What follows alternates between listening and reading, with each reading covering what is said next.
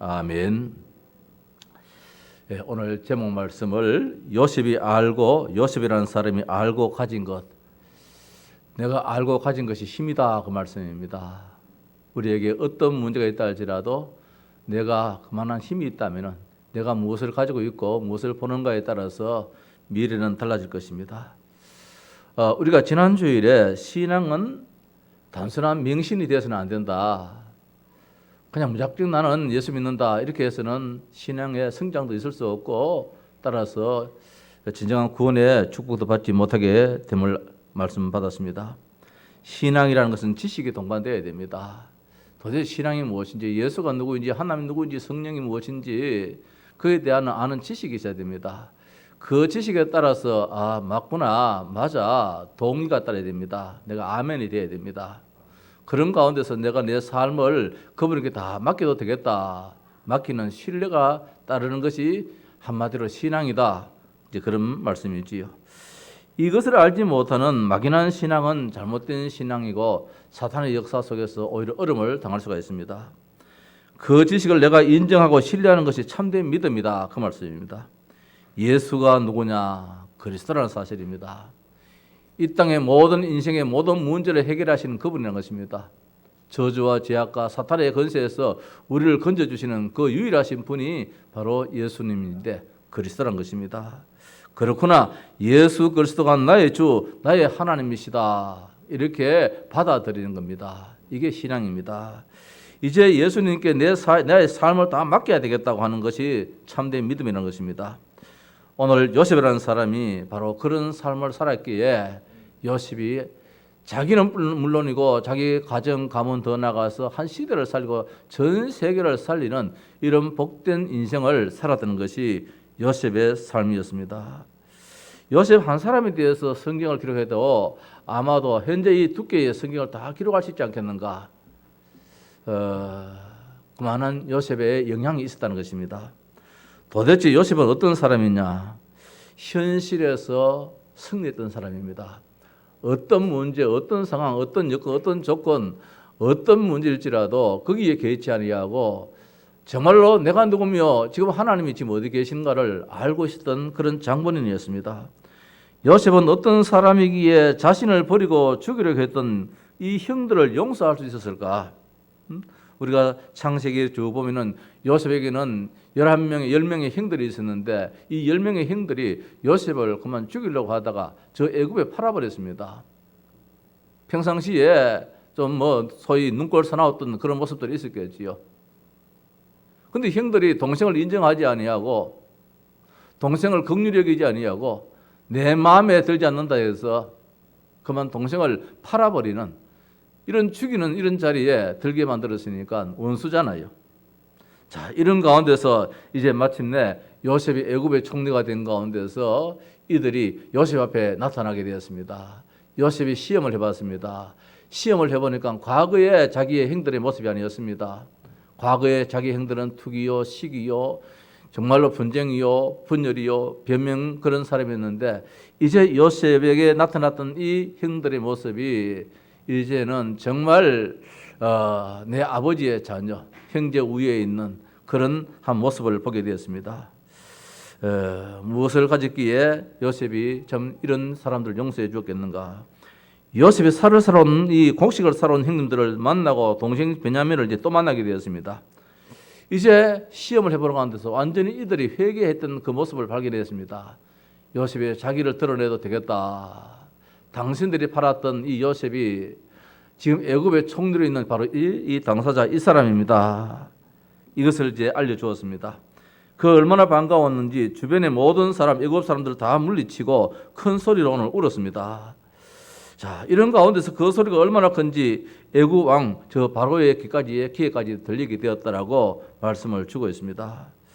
그 형들은 그 총리가 사브낫 바네아라는 애굽 사람인 줄 알았는데, 분명 우리 앞에 있는 이 사람은 감히 상상도 못했는데, 내 동생 요셉이라고는 상상도 못했는데, 이 사람은 분명 그 애굽 사람이요, 이름이 사브낫 바네아라는 그 사람인 줄 알았는데, 갑자기 요셉이 형님들, 내가 당신들이 판 요셉이라고 이렇게 자기를 나타냈습니다. 얼마나 놀라겠습니까? 아무 일이 없는 가운데서도 이런 말 들으면 정말 놀랄 일인데, 더군다나 자기들은 평생 동안 지금 재책을 가지고 있습니다. 자기들 손으로 이 동생을 팔아버렸던 사람입니다. 저 미디안 상인들에게 팔았습니다. 그전에는 죽이라고 했습니다. 아버지한테 가서는 죽었다고 거짓말을 했습니다. 요셉의 옷을 벗겨다가 거기에다가 양 한 마리 잡아서 피를 묻히고, 아버지요, 이 옷이 요셉의 옷이 아닙니까? 우리가 오다 보니까 이것이 있어서 주워왔는데 요셉의 옷 맞지요? 요셉이 죽었지요? 이렇게 해서 아버지에게는 요셉이 죽었다고 확인을 시켜준 이런 사람들이 요셉의 형들이었습니다. 저 꿈장이가 온다, 꿈장이를 죽이자 하면서 우물에 빠뜨렸습니다. 마침 그 우물이 물이 없는 우물이라. 그런 가운데서 우리가 죽이면 뭐 하겠느냐, 그런 죄가 있어서 그 말을 듣고 이제 건져내었습니다. 건져내서 저 애굽 사람 미디안 상인들이 올 때에 그만 팔아버려서 그 돈을 자기들이 취했습니다. 이런 엄청난 죄를 지었던 사람들 앞에서 형님들, 내가 당신들이 판 요셉이다 이렇게 하니까 얼마나 놀라겠습니까? 말이 나오겠습니까? 3절 말씀에 요셉이 그 형들에게 이르되 나는 요셉이라 내 아버지께서 아직 살아 계시니까 형들이 그 앞에서 놀라서 대답하지 못하더라. 당연하겠지요. 오늘 우리들은 뭐 여기에 어떻게 반응을 볼 수 있겠습니까? 벌벌 떨고 있는 형들에게 창세기 45장 오늘 이 말씀을 주고 있습니다. 당신들이 나를 이곳에 팔았다고 해서 근심하지 마소서, 한탄하지 마소서. 하나님의 생명을 구원하시려고 나를 당신들보다 먼저 보내셨나이다. 세상에 어떤 사람이기에 이런 말을 할 수 있겠습니까? 우리 같았으면은 어떻게 보자 하고 있을 텐데 말입니다. 도대체 요셉이 어떤 사람이냐? 참 예수님의 마음이지요. 오른편 뺨을 때리거든 왼편 마음을 돌려대란 말입니다. 겉옷을 달라면 속옷도 주고 말입니다. 오리를 가져가면 심리까지 가주는 이런 참 예수님의 말씀이 그대로 요셉에게 있는 이 모습을 보게 됩니다. 45장 7절 말씀에 하나님이 큰 구원으로 당신들의 생명을 보존하시려고 당신들의 후손을 세상에 두시려고 나를 당신들보다 먼저 보내셨나이다. 이것은 형님들이 나를 판 것이 아닙니다. 하나님이 나를, 우리 가정을 구원하시려고, 우리 후손을 구원하려고, 우리 생명을 보존하시려고 나를 애굽 땅에 먼저 하나님이 보냈습니다. 당신들이 판 것이 아닙니다. 달래주고 얼려주고 막 그렇게 쓰다듬어 주고 있습니다. 45장 8절 말씀에 그런즉 나를 이리로 보내는 당신들이 아닙니다. 두려워하지 마십시오. 근심하지 마십시오. 한탄하지 마십시오. 당신들이 나를 이곳에 보낸 거 아닙니다. 물론 당신들이 판 것이 맞습니다만은 아닙니다. 하나님이 당신들의 마음을 움직여가지고 이렇게 했던 것입니다. 하나님이시라. 하나님이 나를 바로에게 아버지로 삼으시고 그 온 집의 주로 삼으시며 애굽 온 땅의 통치자로 삼으셨나이다. 자, 이것이 하나님께서 하신 일이기 때문에 바로가 누구입니까? 전 세계의 왕입니다. 그 전 세계의 왕이 나를 보고 아버지라 나를 의지하지 않을 수 없는 그런 영향 있는 사람으로 나를 만들었습니다. 누가 만들었습니까? 하나님이 형님들의 손을 주장해서 나를 이렇게 만들었습니다. 애굽 온 땅의 통치자로 삼으셨나이다. 분명 그 통치자는 왕이 있음에도 불구하고 실제적인 통치자는 하나님이 하셔서 나를 애굽의 통치자로 삼으셨다. 이렇게 지금 말씀을 해주고 있습니다. 어떻게 이런 말을 요셉이 할 수 있었겠는가 말입니다. 요셉은 미리 보았습니다. 요셉은 미리 가졌습니다. 요셉은 미리 누렸습니다. 요셉은 미리 정복했습니다. 요셉은 미리 말씀을 성취하였습니다. 이게 요셉입니다. 이번 세계 렘넌트 때에 우리는 5메시지를 받았습니다. 아주 중요한 말씀이죠. 우리의 신앙에 이 정도 했으면 지금 코로나 우리가 미리 보았다면, 미리 우리가 결론을 가지고 있다면 문제는 문제가 아닐 줄 압니다. 이것 때문에 더 유익함이 참 많이 있을 줄 압니다. 어제 육천 동생을 만났더니만은 형님 요새 많이 바쁩니다 그래요. 요새같이 어려운 때에 얼마나 바빠서 많이 바쁘다고 이야기하느냐 그러니까 우리 회사는 마스크를 만드는 천을 만드는 회사이기 때문에 요새 바빠서 눈코 뜰 사이가 없다 그래요. 그런 또 회사도 있더라고요. 전신만신 지금 여기도 보니까 안 한 분 없잖아요. 다 하고 있으니까 어려움 있는 반면에 또 나라를 이끌어갈 수 있는 그런 여건을 하나님 만들어 가요. 결국 우리는 원내스가 되어진다면 말입니다. 오늘 결국 결과에 있어서 요셉은 뭘 가지고 있나? 원내스를 가지고 있었는데 그런 문제가 없다는 것입니다. 그래서 요셉은 세계 복음화가 자기에게 주어진 언약임을 알았습니다. 이 당시에 우리가 세계 복음화니까 갑자기 이해가 안 될 말이지만은 요사이 우리가 세계 복음화라면은 이해가 될 것입니다. 요셉은 하나님의 큰 계획을 알고 있었습니다. 이 계획을 우리가 알지 못하면은 두려워 정말 참 조심스럽고 주저할 수밖에 없지만은 요셉은 더 나아가서 임마누엘이 하나님의 비밀을 알고 있었다는 사실입니다. 이것이 요셉이 알고 가진 것의 힘인데 한 몇 가지로 잠깐 생각해 보십시다. 하나님이 나와 함께 한다는 것, 이거 이상 더 큰 힘이 없을 줄 압니다. 하나님이 나와 함께 하신다. 우주 만물을 창조하신 전능하신 하나님, 말씀 한마디로 온 우주를 다 창조하신 그 하나님 말입니다. 전능하신 하나님이라고 말씀해 주고 있습니다. 전능하신 그 하나님, 그분이 지금 위도 나와 함께 한다. 당신들 너희들도 함께한 것도 중요하지만 먼저는 나와 함께한다. 그건 내 삶을 다 안다는 것입니다. 지각에 뛰어나신 하나님의 평강이 우리의 마음과 생각을 지키시는 하나님이라. 우리가 무엇이 염려가 되는지, 무엇이 두려움이 있는지, 무엇이 근심이 되는지, 무엇이 한탄이 되어지는지 전능하신 그 하나님이 나와 함께 하심으로 말미암아 내 심중에 있는 것을 다 아시는 하나님이라. 내일은 어떻게 살고 다 아시는 하나님이라. 그래서 내일 일은 내일 지가 걱정할 따름이다. 성경 그렇게 말씀하고 있습니다. 하나님의 말씀은 이전과 이후와 같다는 것입니다. 이전에는 이렇게 좋은 말씀했다가 이후에는 아이고 내가 실수했구나. 하나님은 그런 분이 아닙니다. 이전의 말씀과 이후의 말씀이 항상 연결되어져서 이루어지는 말씀입니다. 창세기 15장 14절 15절 보면은 하나님이 저 아브라함 할아버지한테, 요셉의 할아버지지요. 할아버지, 정조 할아버지지요. 뭐라고 이야기했습니까? 앞으로 이스라엘이 이방의 객이 될 때인데 400년 동안 이방의 종노를 하게 된다. 아이, 끔찍스러운 말씀을 하고 있습니다. 정조 할아버지 아브라함이 하나님께 예배 제사 잘 드렸는데 제사 드리고 난 다음에 하나님이 난데없이 아브라함에게 네 후손이 앞으로 이방의 객이 된다는 거예요. 종노를 한다는 거예요. 아, 예배 잘 했는데 왜 그러십니까? 뭐 이유가 있겠지요. 하나님은 이유가 있겠지요. 왜? 앞으로 언약을 시들시들하게 붙잡으면 그렇게 된다 말씀입니다. 그 당시에 하나님이 언약을 맺었는데 어떤 언약을? 횃불 언약을 맺었어요. 짐승을 잡아다가 피를 흘려가지고 하나님께 제사 드리라고 했습니다. 근데 요셉이 어떻게 제사 드렸느냐? 비둘기를 잡았어요. 비둘기를 잡으면은 항상 한가운데를 잘라. 짐승을 잡으면은 뭐 소를 잡든지 양을 잡든지 잡으면은 반쯤 갈라요. 반쯤 딱 해가지고 당사자 둘이가 계약하는 사람은 두 사람이 말이야. 사는 사람 파는 사람이 그 가운데로 지나갑니다. 우리 둘 중에 누구라도 이 계약을 파기한다면은 이 짐승이 지금 죽어서 피를 흘리듯이 생명과의 관계다. 이런 이제 약속입니다. 계약입니다. 봤지요?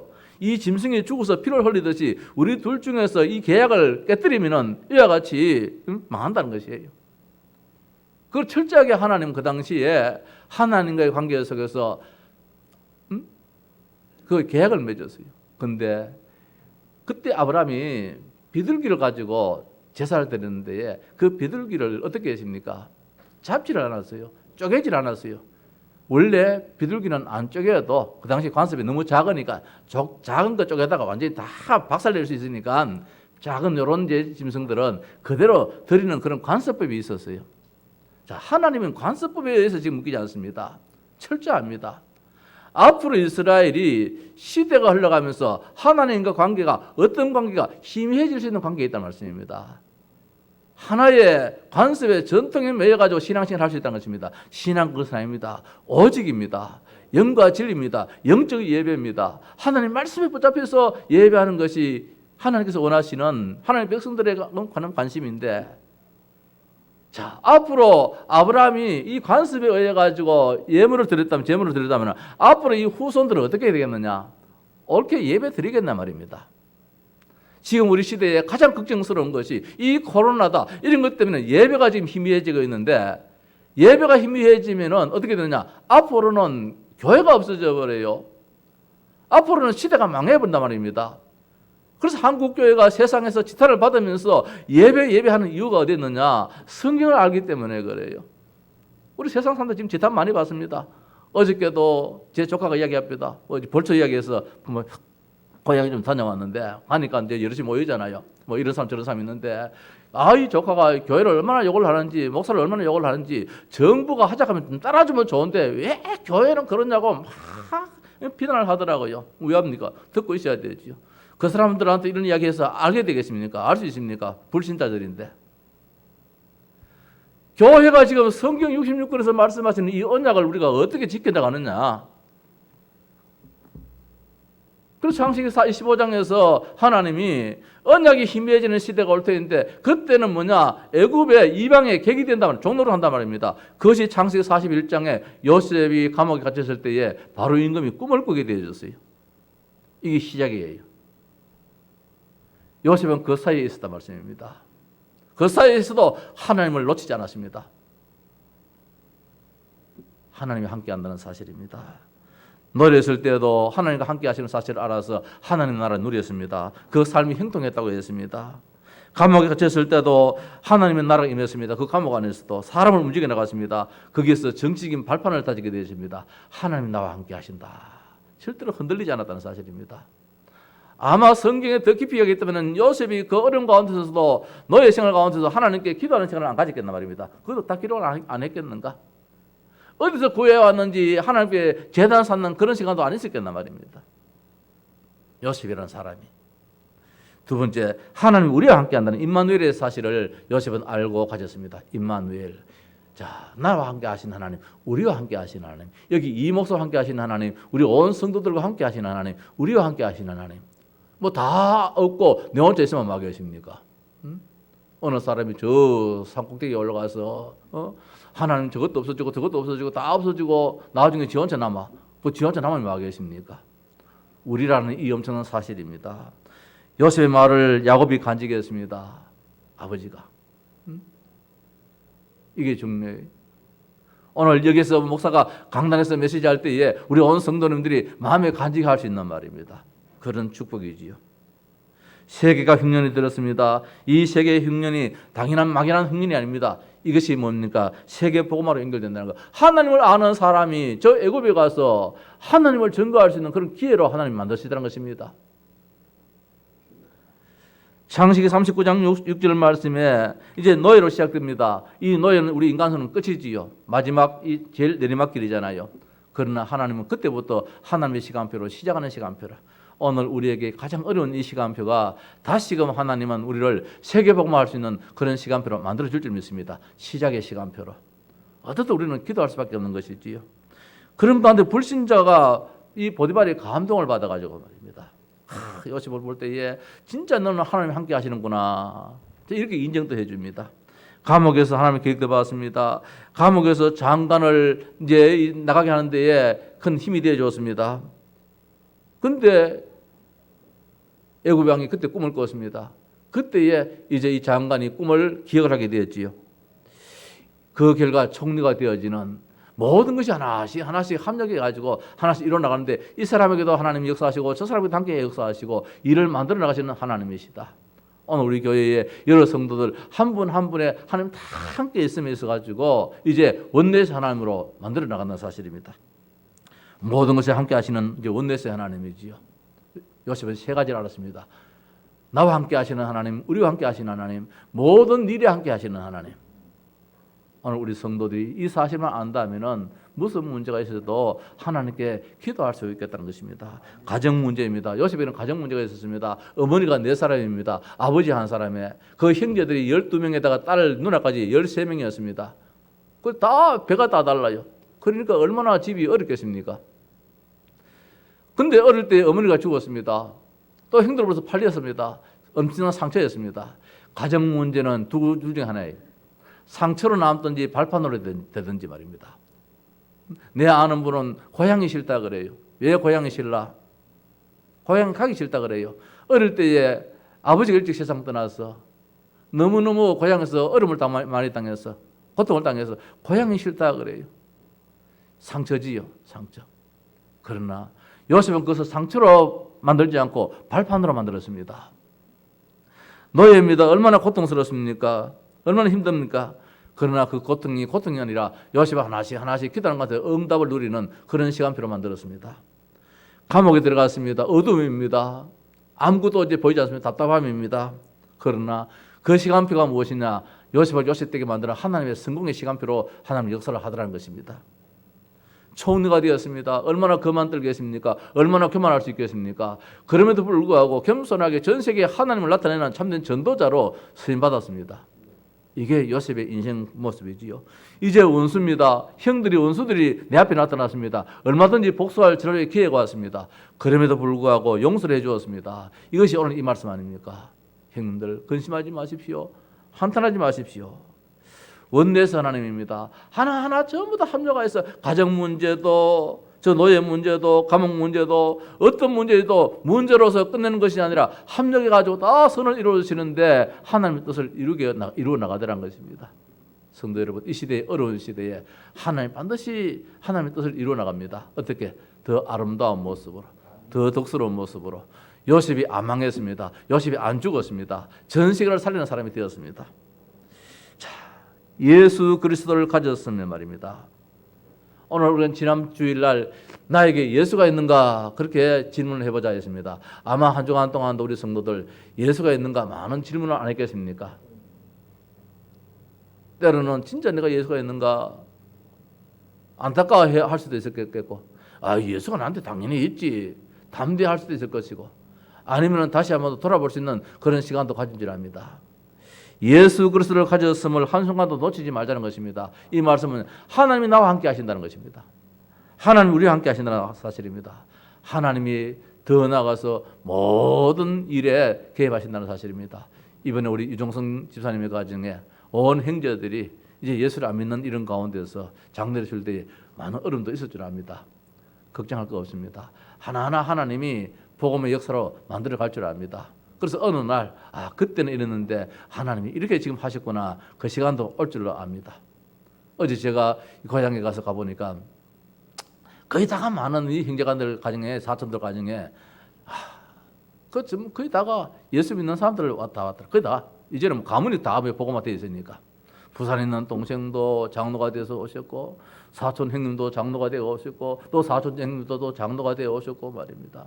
뭐 한 사람 한 사람이 다 이제는 그 옛날에 우리 가정을 비난했던 그 사람들인데, 그 가정들인데, 그 가정의 그 후손들이 이제는 다 교회에 정말 이 중지자가 되어가지고 교회를 섬기는 가운데서 참 이런 모습들을 이제 보면서 참 하나님은 살아계신다 다시 한번 더 체험했습니다.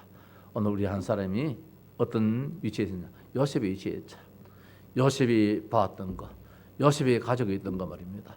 요셉이 누렸던 이 엄청난 사실이 무엇입니까? 임마누엘입니다. 하나님이 나와 함께 하신다. 우리와 함께 하신다. 모든 일에 함께 하신다. 그렇다면 오늘 이 시대에 이 엄청난 아픔들 결단코 우리가 걱정한 일은 아닐 것이다. 하나님 반드시 우리나라를 전 세계에 복음화시키는데, 이제 이번 노회 때에 노예에다가 보고를 하려고 베트남에 있어가지고 보고를 하려니까 보고할 게 없어요.